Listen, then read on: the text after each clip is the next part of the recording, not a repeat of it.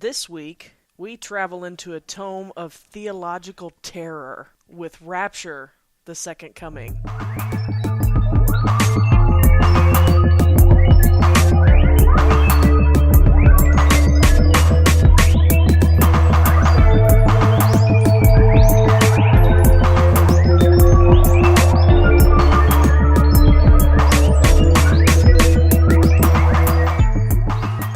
Theological terror sounds like Sunday school. Oh, dear God.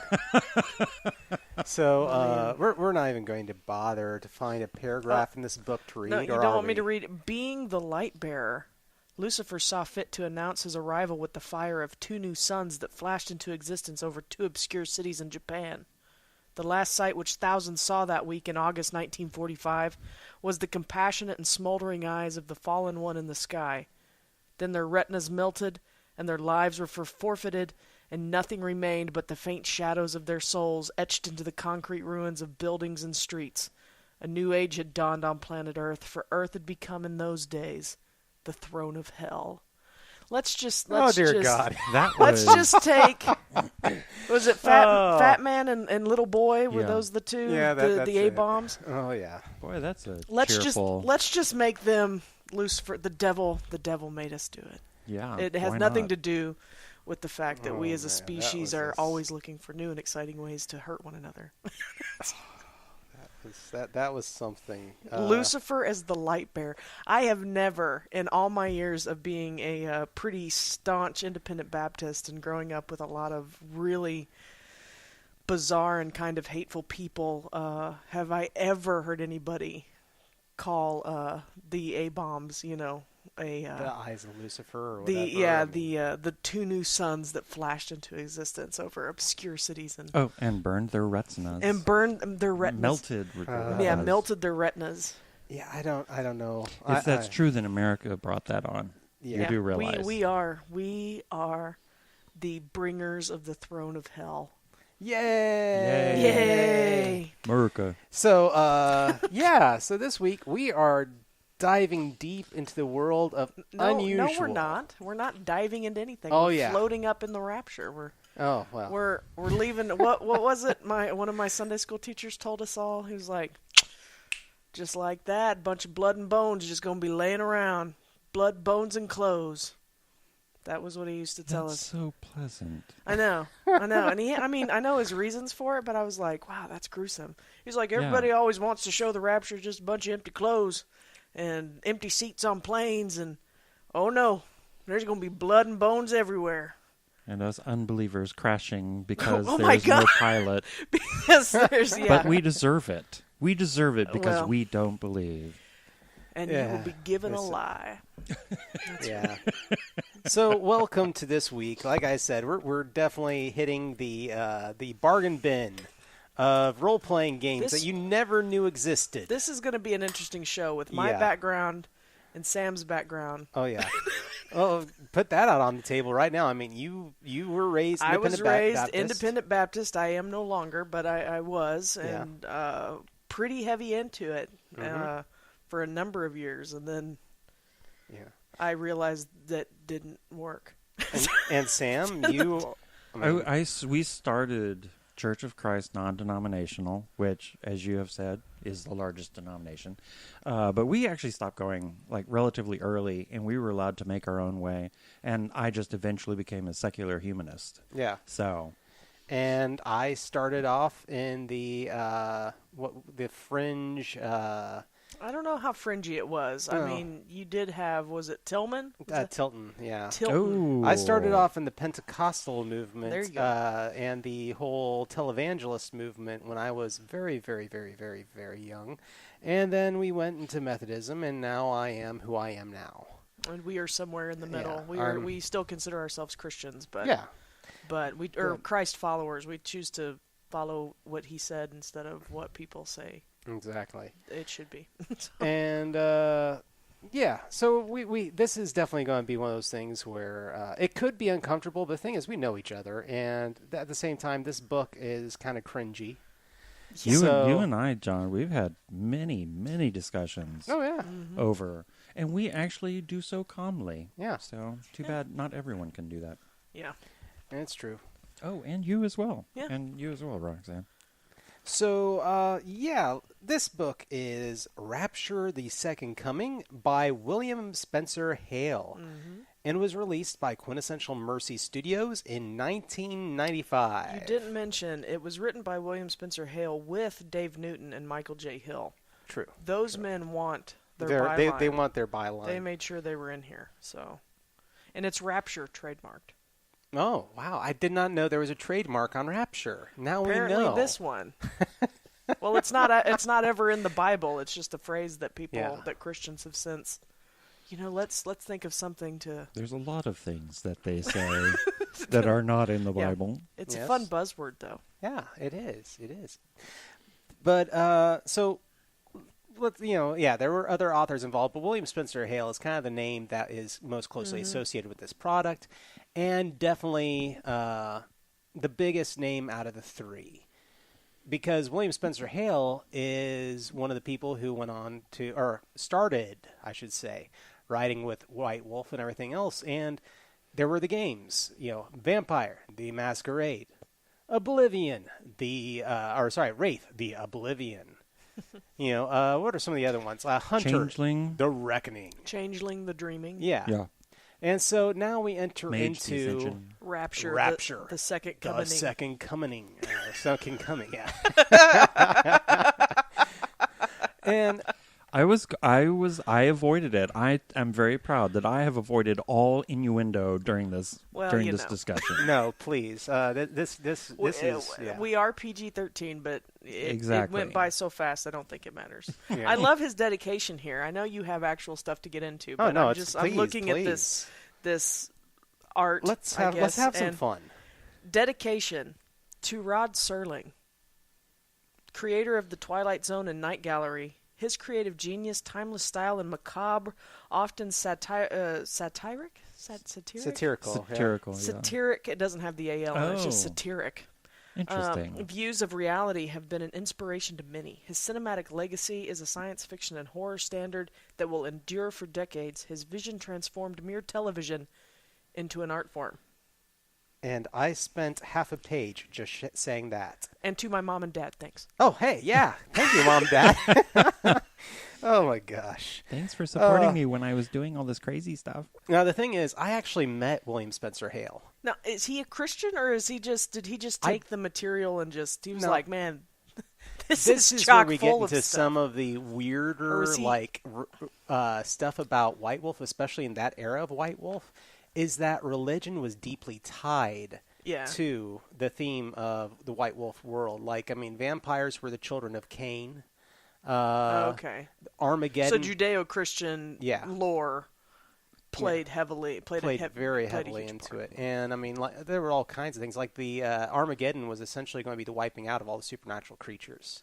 And they actually went through that in one of the books called Judgment. It was an interesting time, but so the rumor, the staunch rumor is that was William Spencer Hale's, part in the series, was that he brought that element of religion in. And when it came time to put this book out, Rapture, he wanted to do this and bring in all these heavy theological things. And you get this feeling, especially with the title, with everything else in this book, that White Wolf looked at it and was just like, nah, this probably isn't the right book for us at this time. And we'll get to that. To his credit, it does mention a lot. It's not just, it's Warriors of the Faith includes Catholic and Orthodox icons, Protestant icons, Jewish icons, Islamic icons, and pagan icons. Yeah. So, he includes... He tried to throw a lot in there, but we'll definitely get to that. But this game, I did get to meet him. I want to definitely toss that out there. Talk about your meeting. Because he was Spencer Hale. He did a tour when that book released, and it was at AggieCon at Texas A&M University that he came through and was selling that book at tables. And it makes a lot of sense. A lot of people don't know that White Wolf's fan club, the Camarilla, for years was based out of Texas A&M University. In fact, their website for a long time was camarilla.tamu.edu. So they even had their web space for the club on the university's computers for years. So, I mean, there's that weird parallel and being there and getting to meet him. That was the original? That was, well, it wasn't the original, but it was where it was based for many years because the president of the Camarilla was also a professor there at Texas A&M. Oh, okay. Oh, he was a professor? Yes. I'll be darned. I thought he was just there. Yeah, no, Guy who didn't you'd leave. think so. You'd think so, but no, he was a professor at Texas A&M for many years, and I don't think he's there anymore because it's a super conservative campus, and amongst other things that really we don't need to get into on this show. No, I used to live in Huntsville, which is about an hour. About an hour away from there, and that's where I got my start in the Camarilla. So I got to meet everybody. So that's where we met. Yeah, it is. So our friend David was in the cam. Yeah, who's been on a couple of our other shows. So and he's going to be on the upcoming Ninja Crusade actual play. So 1995. So this is a fun year. We'll get around to some historical things that happened. So definitely in line with it, the Left Behind book came out. The famous horrible 95. 95, the first Left Behind book. Because then I did not. Because I did read all but the last one.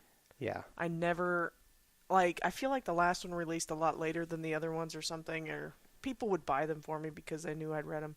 And it was right in line with growing up in the church I grew up and with the teachers that I had. When me and my friends at church hit teenager ages, 14, 15, about the time that all other kids and we too knew everything. We knew everything there was to know.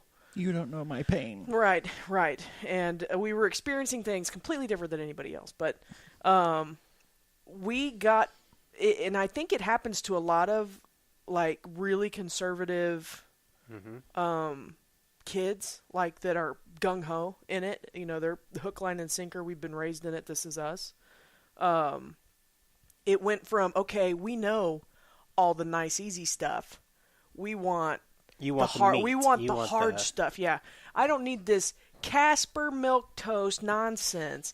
Give me the meat. And I know it sounds. I went through the same thing. It makes me cringe now because I'm like, God, we were so dumb.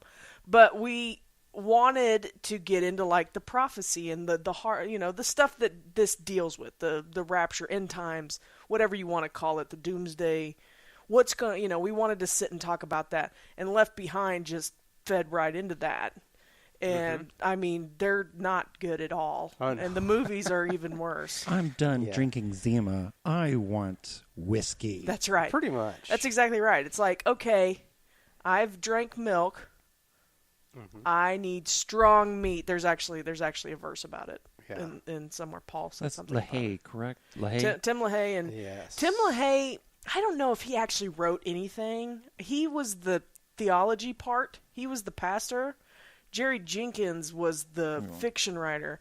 And I believe I read something else by Jerry Jenkins, and I was like, God. And later, much later, somebody had given me a book, and I was like, oh, look at this. And it was awful. They're terrible. From a literary standpoint, they're terrible. I don't understand. This is getting off the rail, but I don't understand why Christians cannot write stuff. What is that? Oh, it was a cat.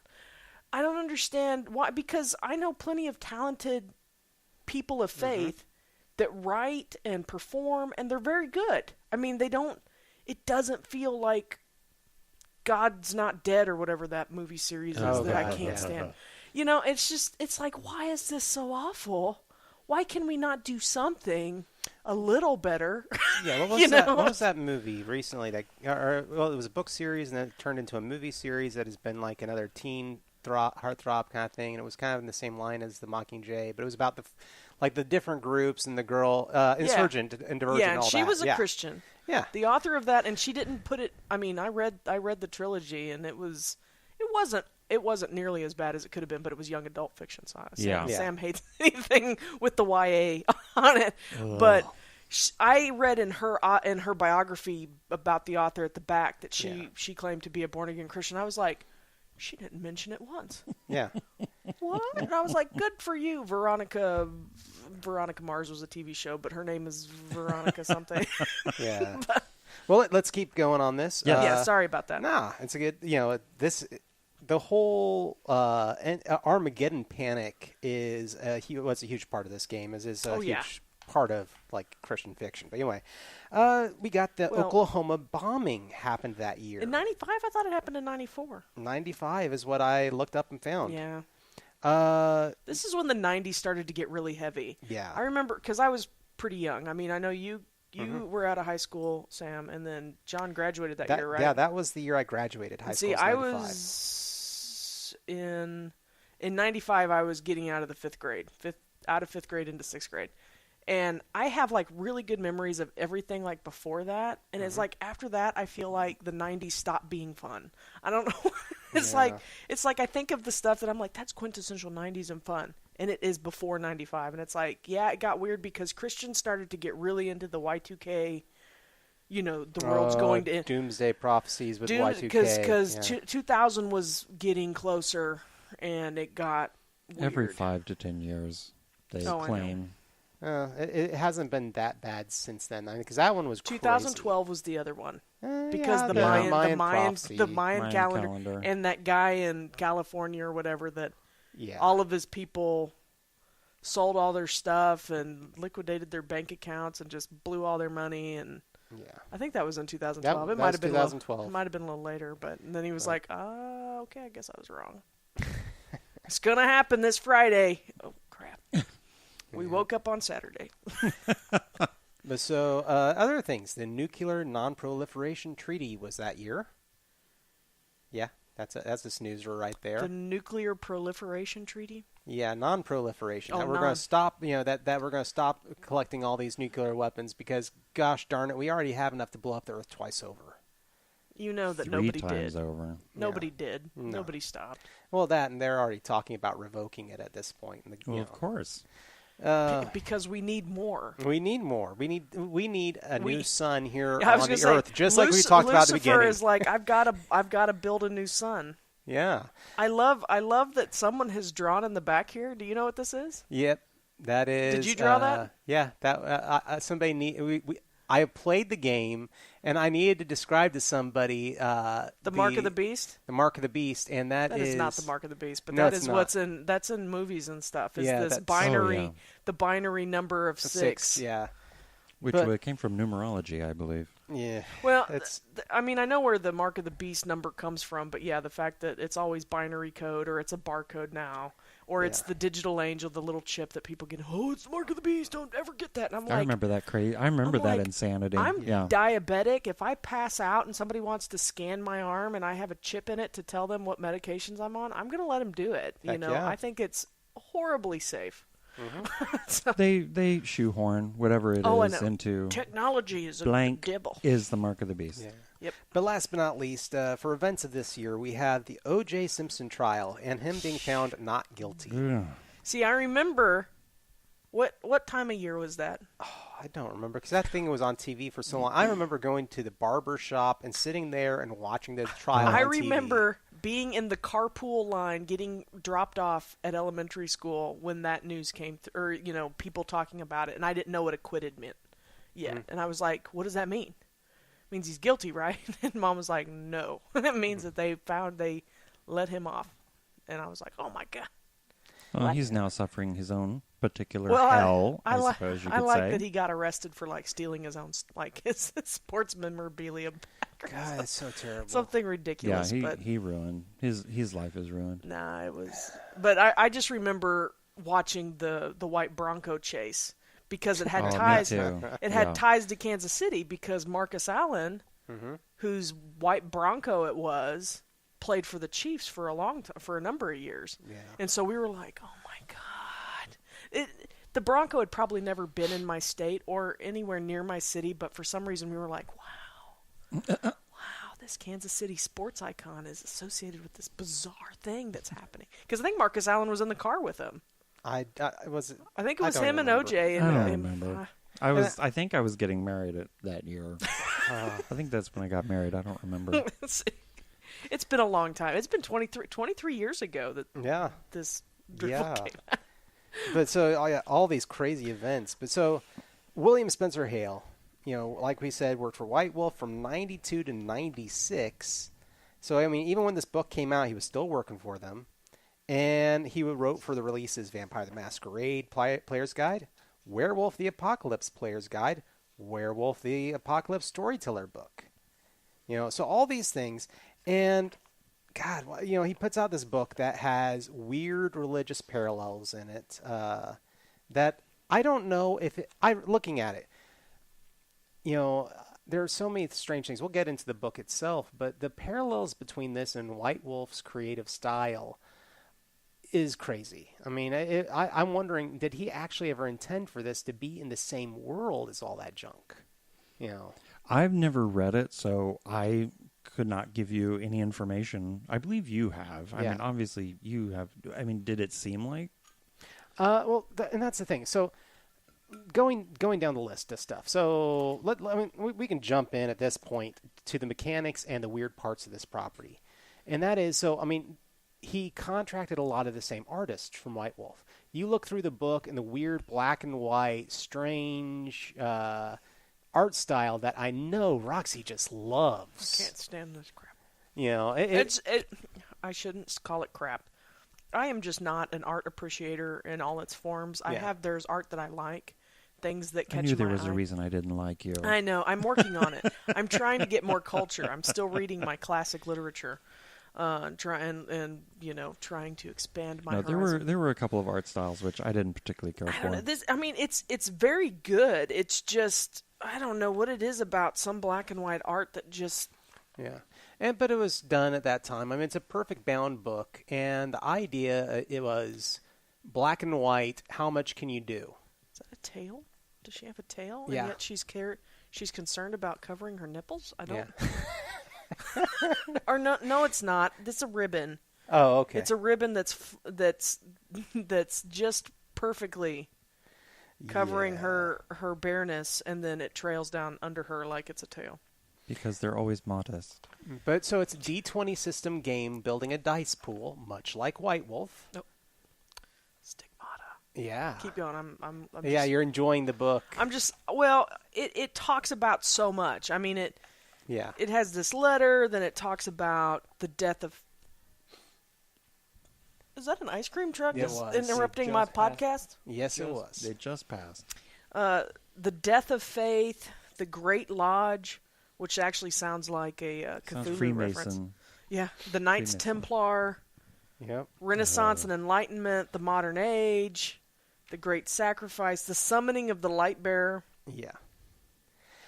And, so other things. So in all the White Wolf literature, there are the different, like in Vampire, there are the different clans. They're not just one group. In Werewolf, there are all the different packs or whatever they were, bloodlines. Tribes. Weren't they tribes? called Tribes, there you go. In Mage, they were all the different orders. In Rapture, there are all these different religious groups. Things such as the Knights of Malta, the Jewish League, all kinds of stuff, the Wiccans. Everybody got their own little section, and everybody got 3 powers, which again sounds a lot like White Wolf. And, every vampire got 3 powers. Every werewolf got 3 powers. Every mage, every mage was a whole other thing, but... Holy crap. I've never read this ridiculousness. Oh, yes. It's beautiful, isn't it? Holy crap. Oh. The lore is bizarre. It hurts your brain, doesn't it? It just, I'm like, and it's not, where did this come from? See, this is the kind of stuff. Yeah. We've talked about this before. Like, my mom hates the Scream movie, the original one, because she was like, this is just some sick pervert's fantasy fulfillment. It's just like, who was the crazy that thought this up, And we watched Scream when we were on the road at Gen Con, and it was on TV there. And it's so hokey and so cheesy now, but... I remember my mom feeling that way. Now, that was 96, so it's about the same time. But this, I want you to continue talking about the mechanics, and we can get into content later. But the things leading up to the birth of the Antichrist are pretty pretty brutal. it's I'm like, holy crap, man. Yeah. That's why how did you think this up? Yeah. I'm So going to send a picture to my friend. Nope, feel free. This game. So the storyteller is called the Oracle, and it is a setting about political upheaval in holy places, and where there's a difference between the faithful and the church. Like, the church is this nefarious overlord who has sided with the beast, and all these orders and all these groups are fighting the good fight in the background, which again sounds like Werewolf and some of the other White Wolf games out there. Werewolf is all about fighting you are the underdog soldiers who have, no pun intended. Yeah. Who fight the good fight from behind the scenes, and you really have no hope of doing anything because you don't have the same amount of power as the worm or any of the other powers that are up against you.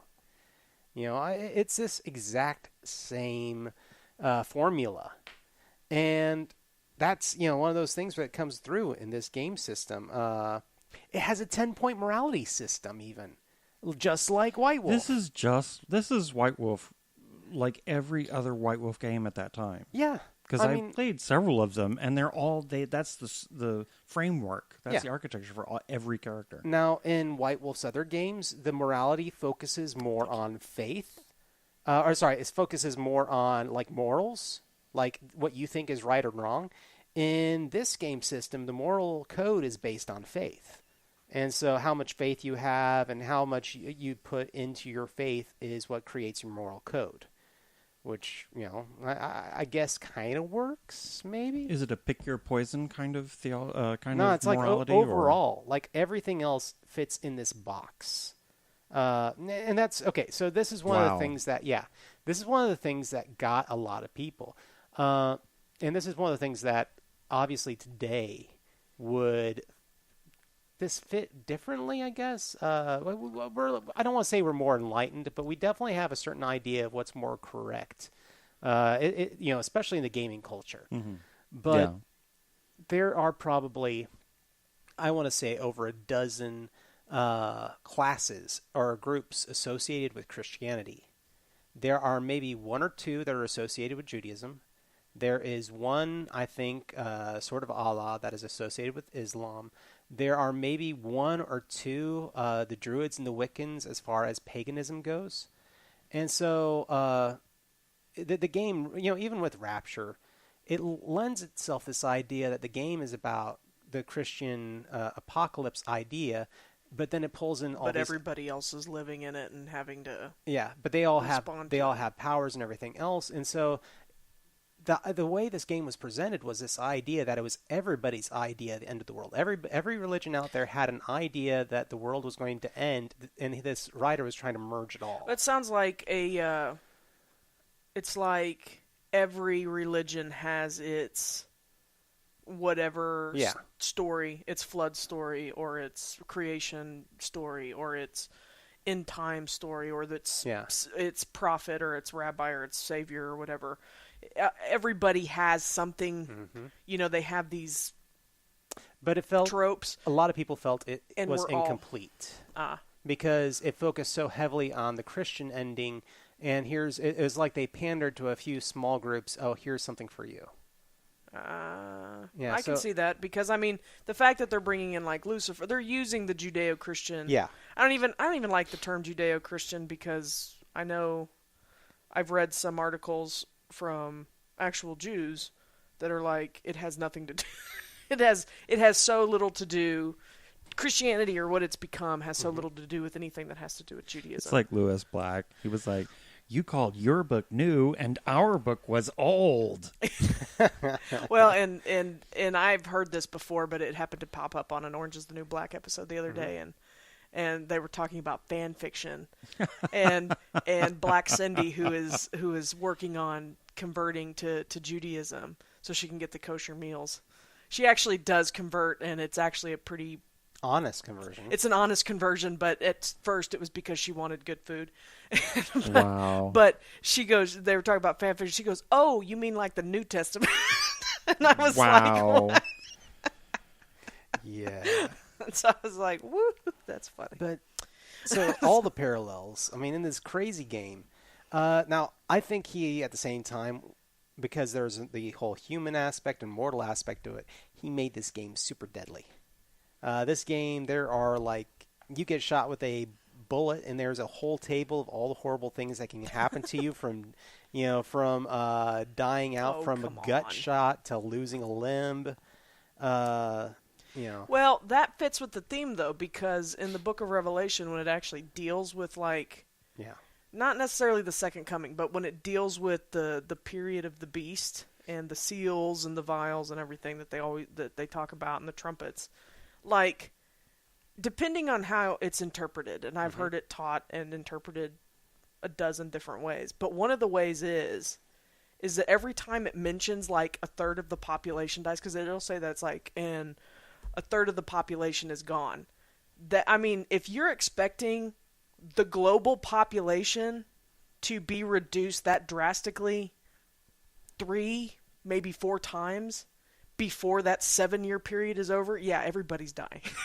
I had never thought of that from that perspective. So that makes a little sense. That's not the way that I personally interpret that period, that part of the Bible, but that is a way that, and Left Behind, I think, teaches it that way, is that these are consecutive events. And a lot of conservative, well, I'm not going to say conservative, a lot of Bible teachers read it that way. This is a consecutive event. There are 7 seals, there are 7 trumpets, and there are 7 vial judgments. So you have these 21 judgments, and every one of them, a third of the population is wiped out. And so if it's consecutive, it's decimated. Yeah, 8 billion people is down to hundreds of thousands. Yeah, it's kind of a. So, if that's the view that he took, oh yeah, it's. They talk about, not in here. This is just Bible, guys, but blood in the streets up to the horse's bridle. It's gruesome. Yeah. So at this point, we've talked about the Although mechanics. I don't think that's that part. That's another part of Scripture. It is, we're kind of touching on everything. It is a perfect bound book. Yeah. It is a black and white book. It is in the style Yours is of torn the 90s. up. If I'd have seen this, I'd have been like, man, you played this a lot. This is the worst. It's either that or you just didn't care. I didn't care, and it traveled a lot. It's traveled a lot. It's seen some wear. It's like I said, it's perfect bound soft cover. This is why people don't like soft covers. Yeah, because they just fall apart. Yeah. Look at that Ned Flanders right there on.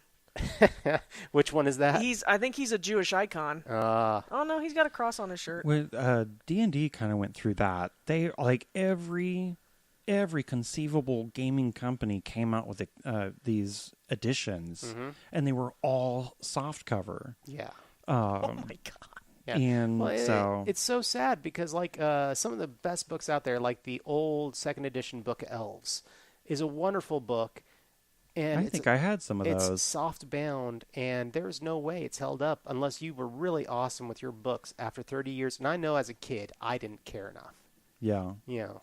Were those the brown covers? Yes. With See, I had almost all of them, Yeah. and I kept good care of mine. Yeah. Well, you were a good kid. One of the few things I kept good. I think this is Lou Reed with a bullet in his head over here. I don't know.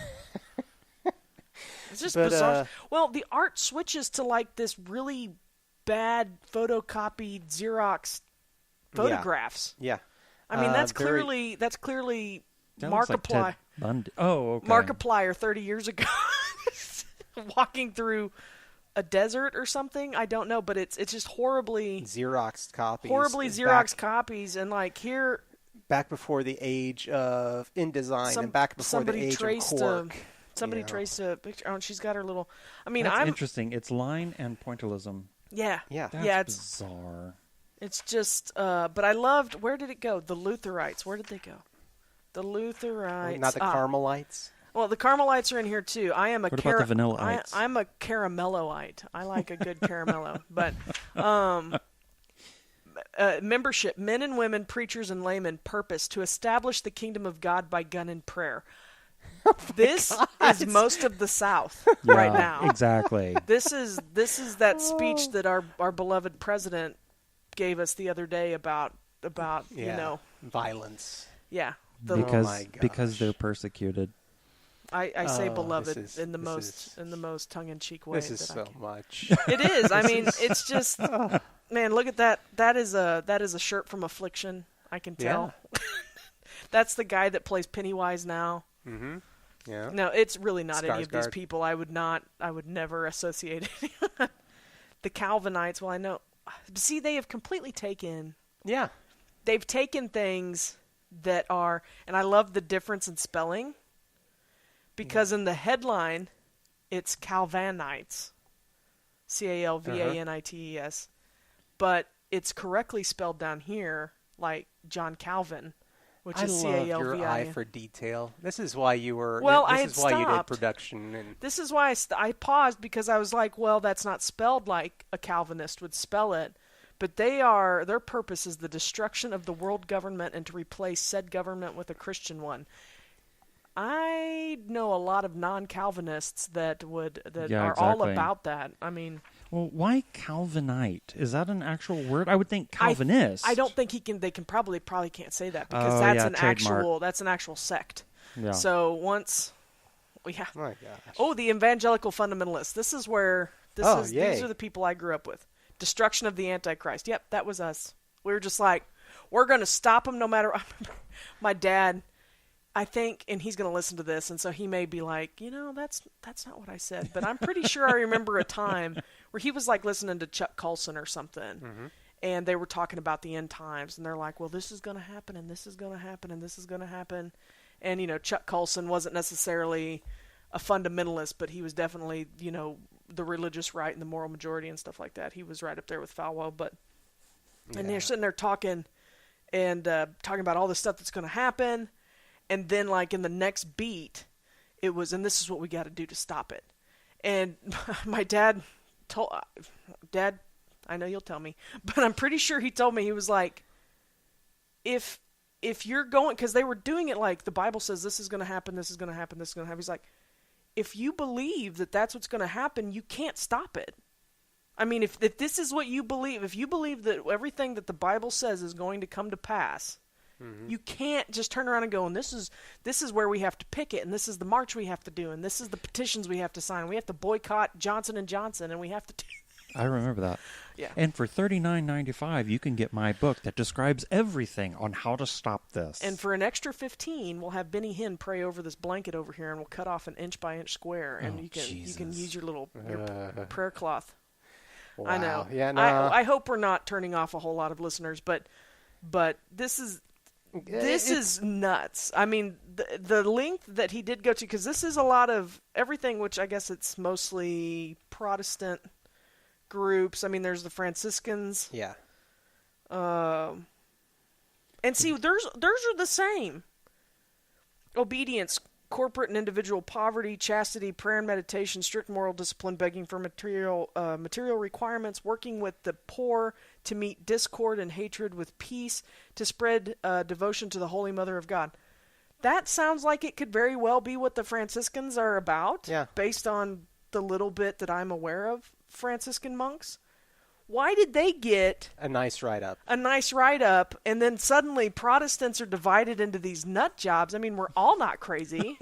We're not all crazy. I just want to play board games and have rights. Yeah. I don't know. Oh, jeez. Oh, jeez. Well, it's just one of those things. And you bring up an important point. No, I hate that saying not all. But the thing is that you and I are Christians. And there's nothing wrong with Christianity, but we have created quite a bit of nut job, pseudoscience, weird stuff out there, and at the same time, pseudo-theological, which is what this is. Definitely. I mean, we're moving into a place where it's like, take spaghetti, mix it with yogurt, and throw it at the wall, and then see if it speaks to you. Why are we mixing it with yogurt? That's disgusting. Because that's pretty much how I feel about this. But I mean, like, they have the Jewish Defense League. Theirs sounds accurate. Mm-hmm. You know, never again to prevent anti-Semitic groups from ever threatening the existence of Jewish people. I mean, there's now the Keepers of Solomon's Treasure. I wonder if these write-ups were made from the author's perspective. Exactly, and that's the thing. I mean, it is definitely from the author's perspective. Oh, okay. This is what was kind of wrong with gaming in that era, was that the research is personal. It is through the individual, and it's the idea that the way you see the world is the only way it is. Mm. And that is something that has plagued gaming for a long time. And now we're seeing books such as Seventh Seas. A lot of games are coming out now that are actually addressing that there are different ways of looking at the world. There's different ways of being, and there's nothing wrong with that. You know, I kind of like where we're seeing the industry go, and there are some people that are kind of backlashing on that a little bit, and I'm like, you know, they do have whatever. Kabbalists as well for their pagan. The thing that I think is most frustrating about this book, besides the text and everything, besides the content, is the am I supposed to assume that this guy is a druid? Yeah. Because he doesn't look like a druid. He's got a leather jacket on. I don't know why I think in the 90s druids. See, I would think that druids Eddie would not Vedder wear was a leather. druid. I The figured they'd super be pagans. Yeah. I remember those. Like, I'm pagan. Like, it was this badge of honor kind of thing. Everyone had to be a pagan. And like, is this guy sort of Allah? I think it's just supposed to be a general I think it's just supposed to be picture. art, but that's frustrating. Like, what is this? Is Zoroastrian in there? No, Zoroastrianism? Zoroastrian. No, I didn't see him. You'd think. There's Then agnostics. they've left it out. There's agnostics. That's like, it's like religious, like Catholics, Protestants, Islam, Jews, pagans, agnostics. No atheists. Because I guess by this time, You know shit's going down. watch your mouth for PG-13. Sorry. But yeah, Our first cuss word ever. All atheists are like, he is real. We do know now. I can't believe I was misled this entire time. But all the options are suck.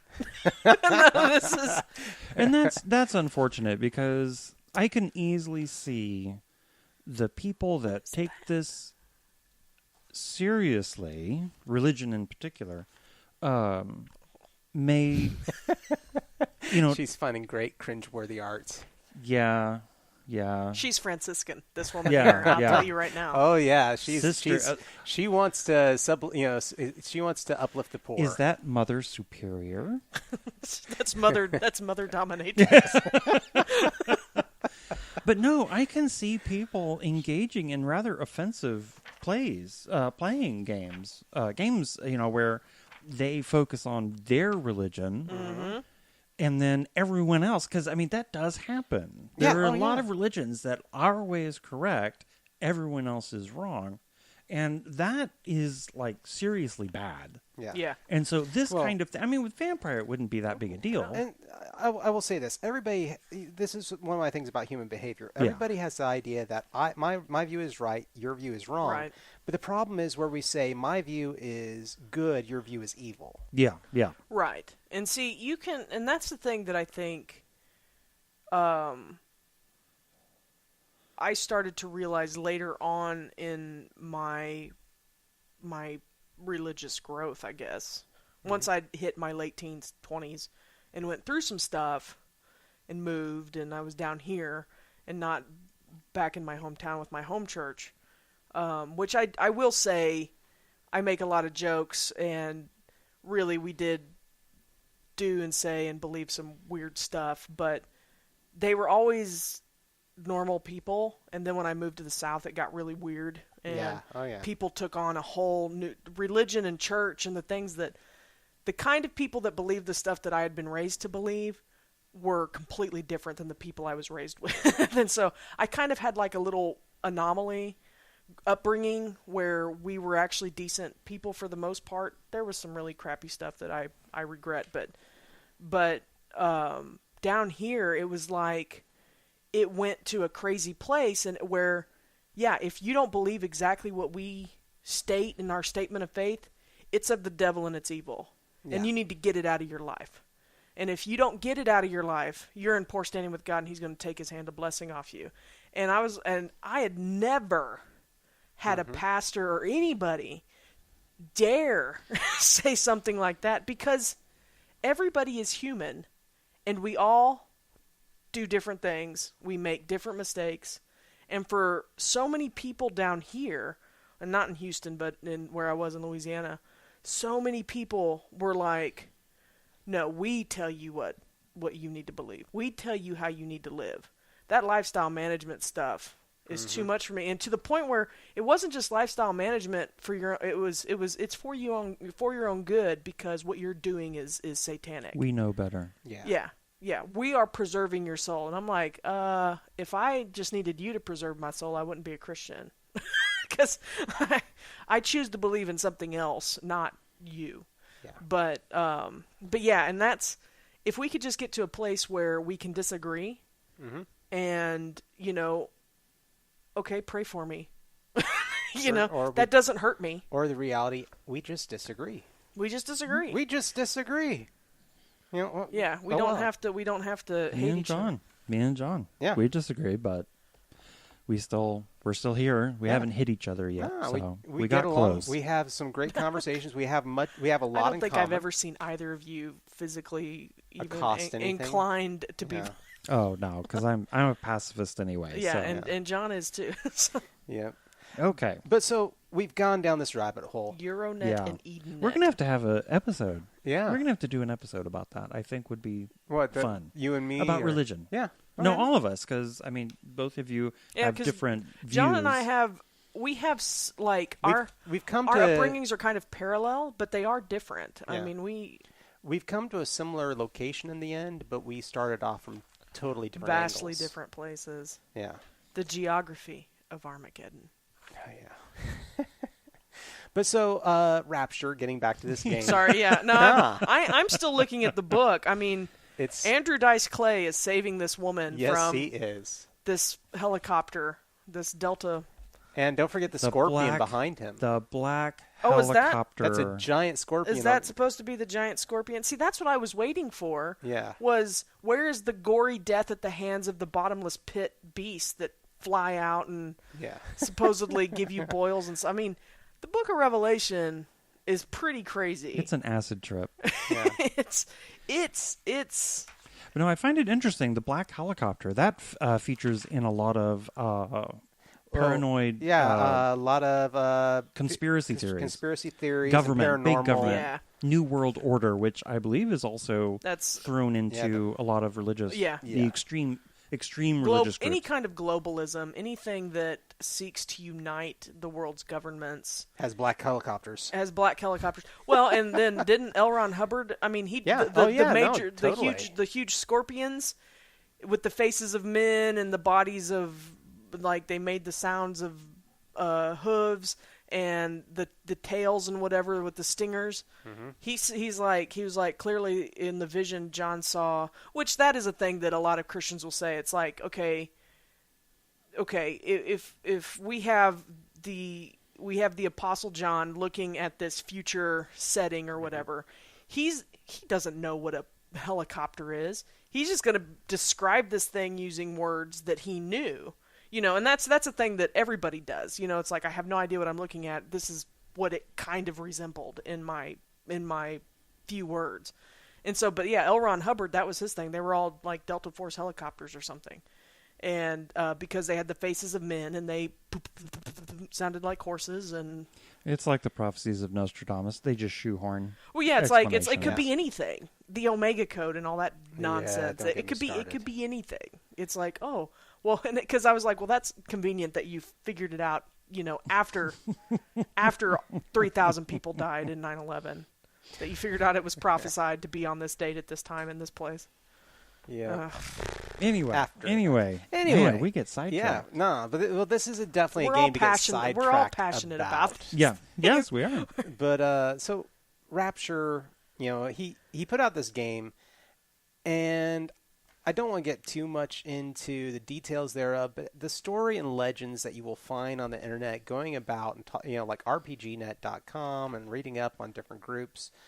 So this game was hit by many struggles of small-time games, and that is promises of payouts to artists after the product comes out. Oh, that's bad juju. Oh, yeah. That's that bad. Would be awful. That's bad. Yeah, now these are the rumors. Oh, okay. These are the rumors. I definitely want to toss it out there. I've never seen my thing as a creator, and I'm going to toss this out there. This is a product. This was something that was put out. It has a UPC code. It has a barcode on it. If there is something that hinky that happened and you have a contract, go after them legally. If I can't find proof of it legally, I can't say it actually happened. Yeah. Okay. So allegedly. Allegedly, these are the problems that plague this game.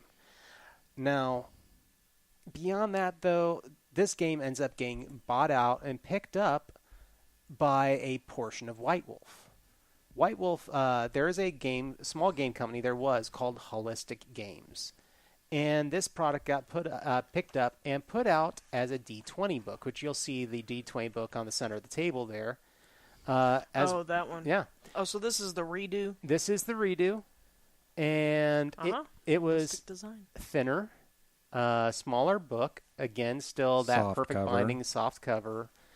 Similar design on the interior. This must have been when D20 was the rage. It was, and this was also one of those things that when you flood the market with the same game system, and everybody starts to wonder. And this one has actual photographs as some of the art, and not horribly Xeroxed ones. Which falls in line with some of the stuff White Wolf was putting out around that time.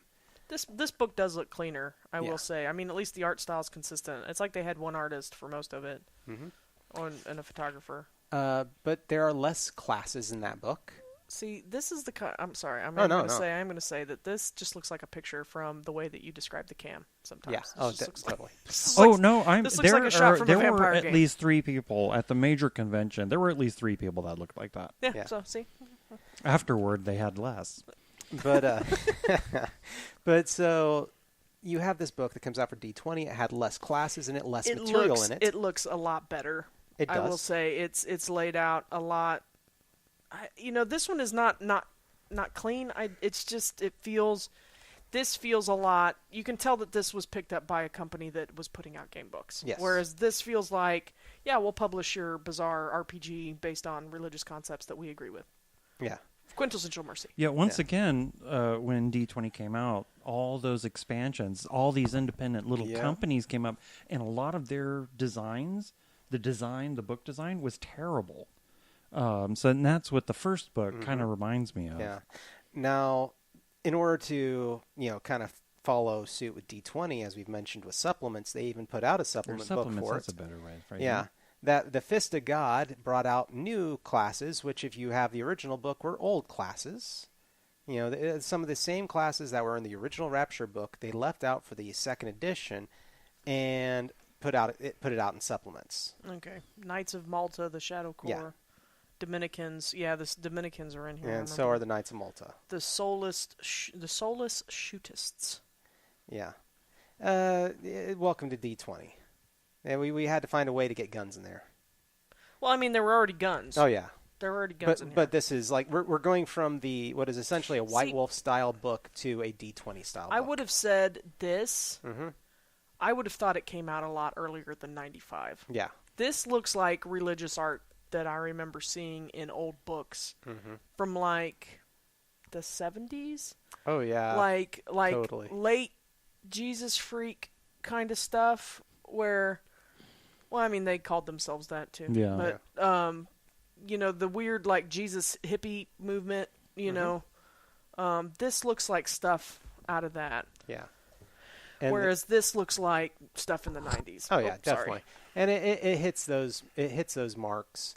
But so Holistic Designs was a sub-company of White Wolf. And obviously this is near the end of the original White Wolf with the D20 licensing. And as we talked about on the show several times, what always happens, what happens to a company when it involves itself too heavily in D20?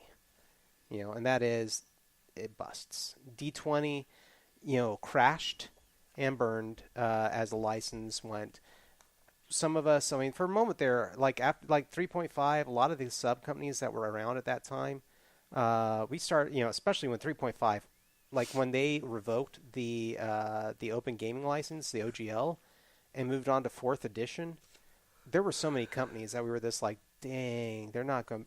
What are they going to put out now? Yeah. Mongoose Publishing, AEG. Oh yeah, AEG. I remember them. Yeah, They're all these. still No, they're around. still around, but then AEG was smart and made its way. They diversified. They diversified. Oh, they they went do into big- They went into board games. Yeah, they're into Ah. card games especially. board games. Mongoose put through its weight behind Traveler.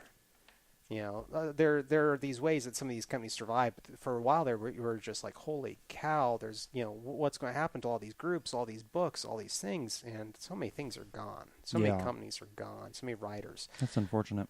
But so we hit this point where White Wolf fell into economic hardship, and it began to parse out and sell the properties it had off to various entities. Now, the vast majority of them ended up with, and we've talked about this, CCP. CCP was going to put out a vampire MMO. They had licensed it, they had put the artwork into it, and they had actually begun the work on this. Because at that time, everybody was like, we need to find that thing that's going to compete with World of Warcraft, because there's obviously money in the MMO market. Oh yeah.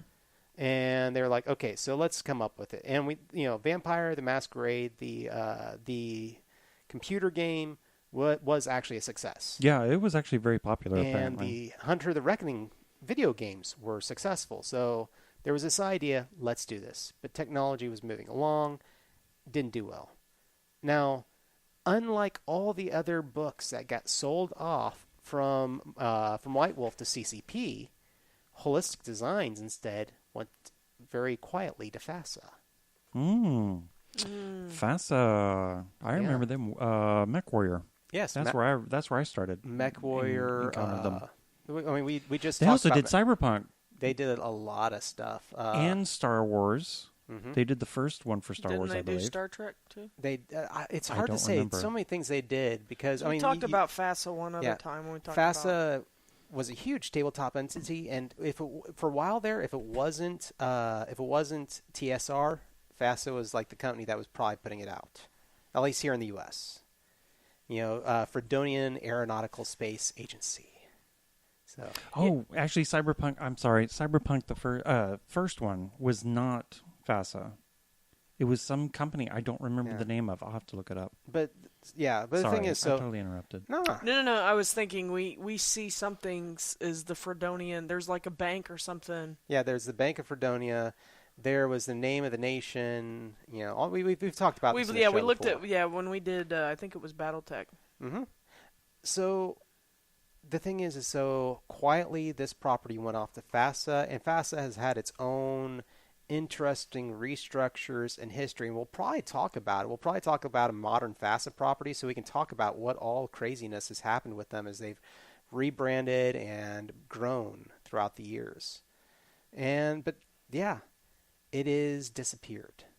The original version of Rapture that you have there, you can no longer find, but you can find the D20 versions on DriveThru RPG. DGRPG.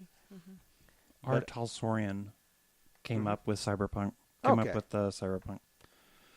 And of course, there's the video game coming out of Cyberpunk here very soon, which is raising scandal, and God knows, welcome to the late 2010s where everything gets scandal.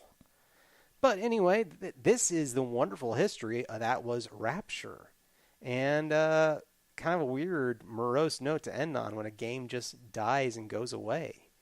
And especially one of this topic, because, what?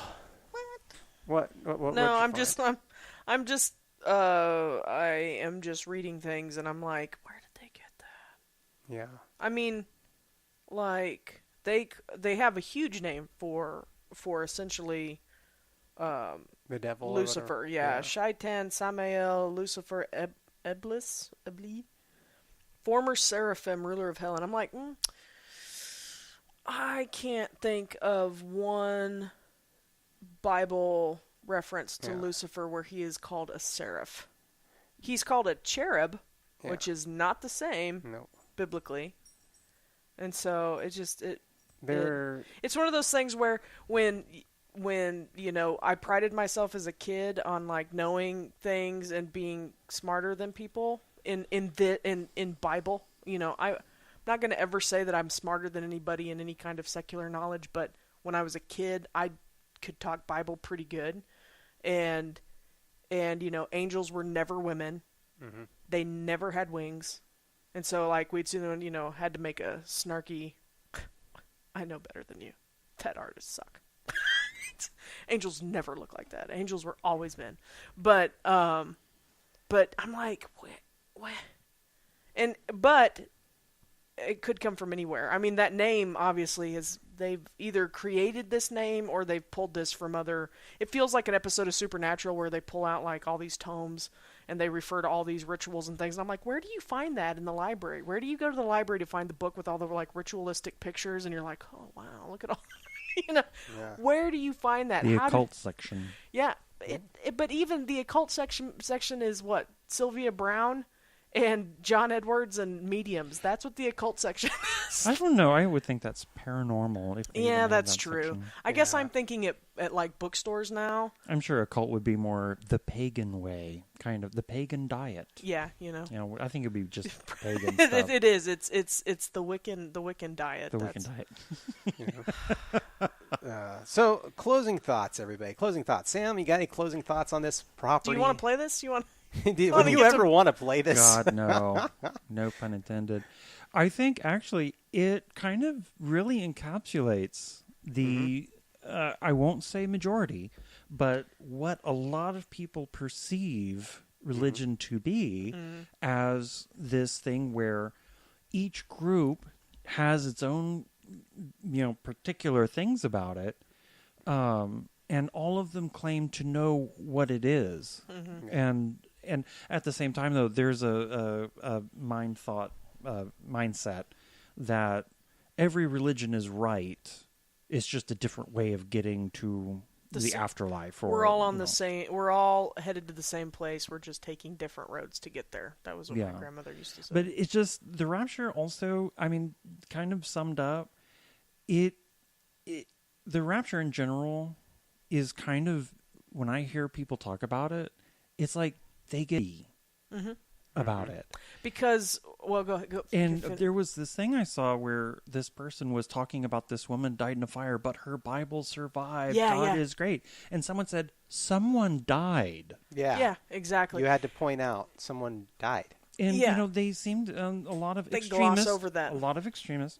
Point this out, and I like I said, I've never read the book, so I don't know if they do that.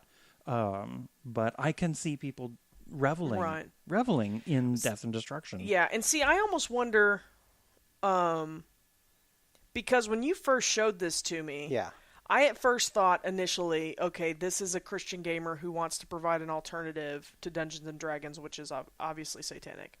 Again, my version of D&D is okay. Yeah. Exactly. There are those. I will be honest. There are some D20 supplements we could pull out. There's a guy like, no, I'll make a game that my dad will want to play. I'll call it the Sons of Judah. And yes, there is a game called that. Yeah, but so at first I thought it was that, and the more I look at it, the more I get the impression like there's been some.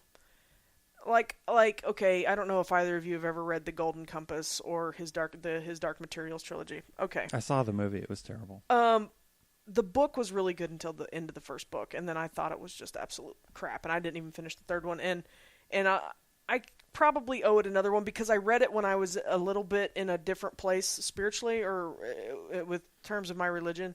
And the guy is very much a professed atheist, and he makes some really, really...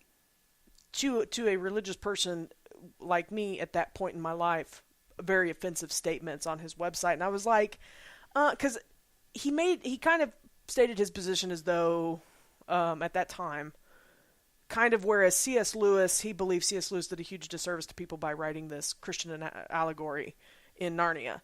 And so he was going to do his version as an atheist. And I was like, that's a shitty reason. I'm sorry. That's a crappy reason to write a book. Yeah. It's just to be like, I don't like that you put your ideology in a thing, so I'm going to create this world so I can just specifically crap on yours. Yeah. Because there were some really, and it was like, this is probably an inappropriate joke, but it's like, who hurt you?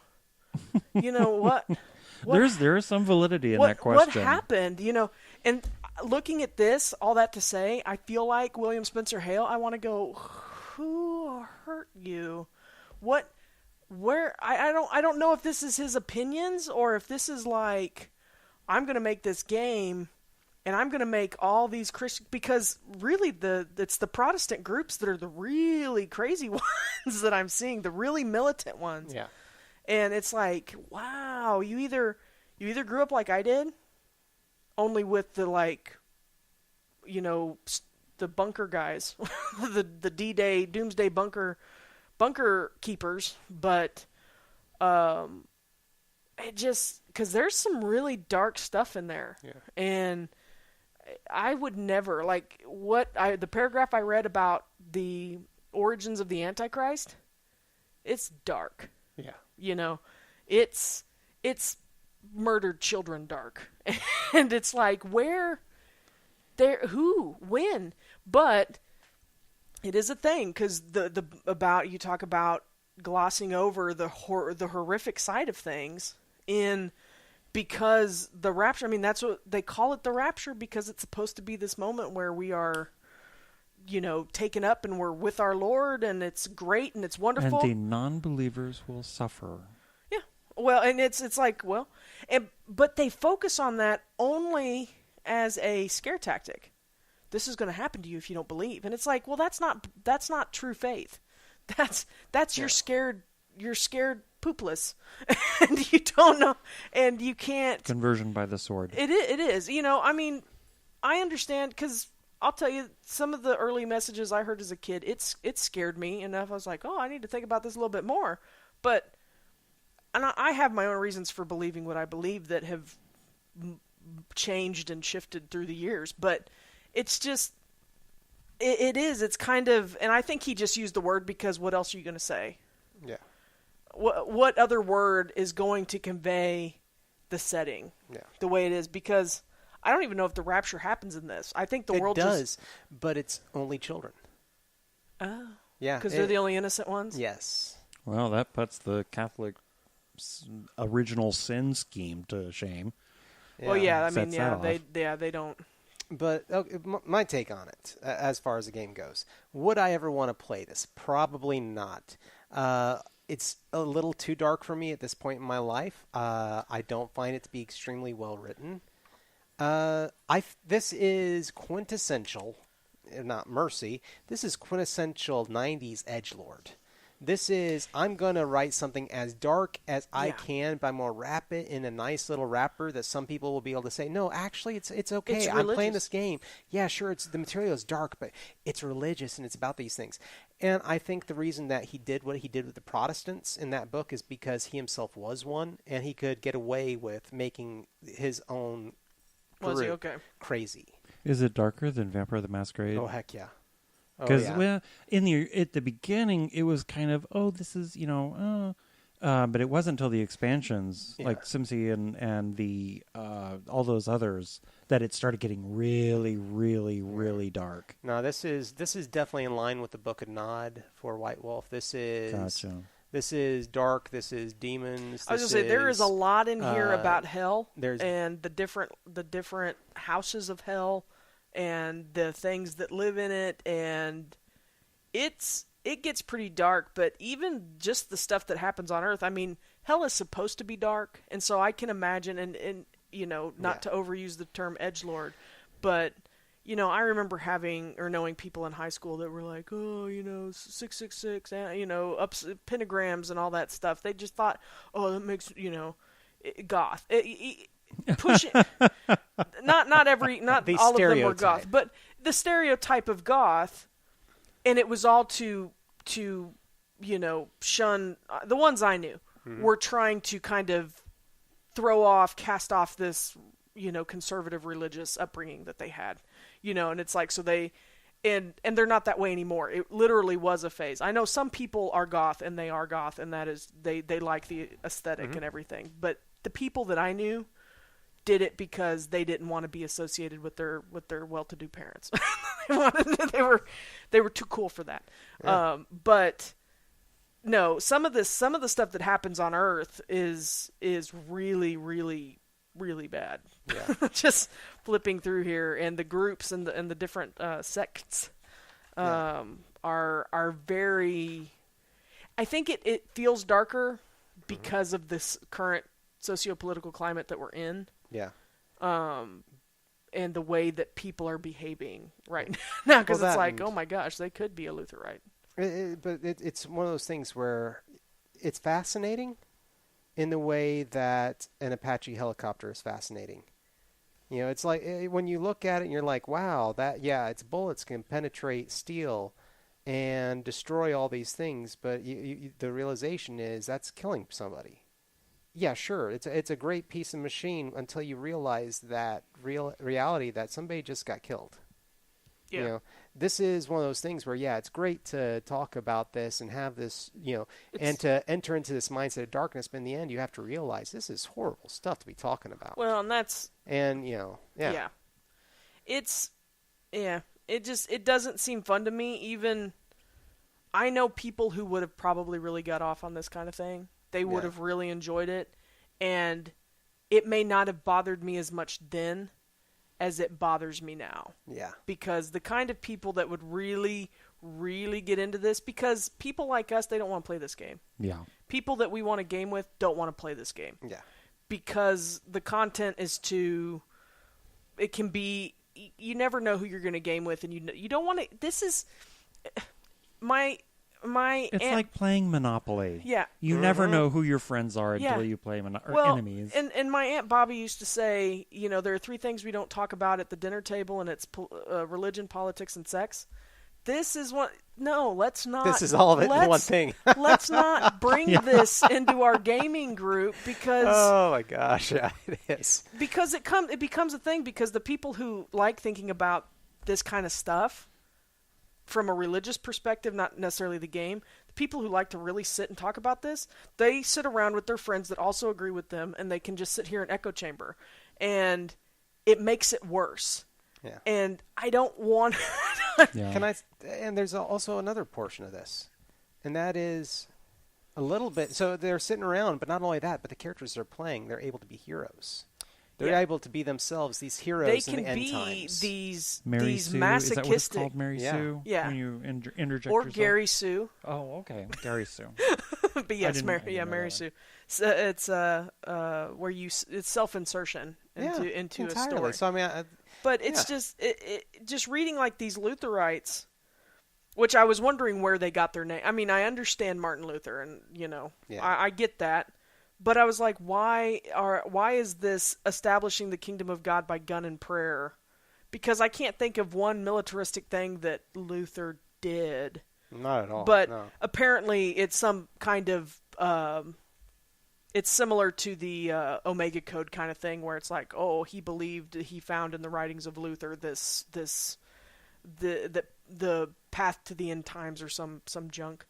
And so they're waging a holy war and all this stuff. And it was like, Luther didn't really wage a holy war. I mean, he said, this is why I'm not a Catholic anymore. I see these problems. Here, I got 95 problems, and a Catholic ain't all of them. Are the Quakerites in there? No, the Quakerites are not in here, but the Calvinites. It's funny because... that's bizarre. Shakerites? No. We're not actually going to...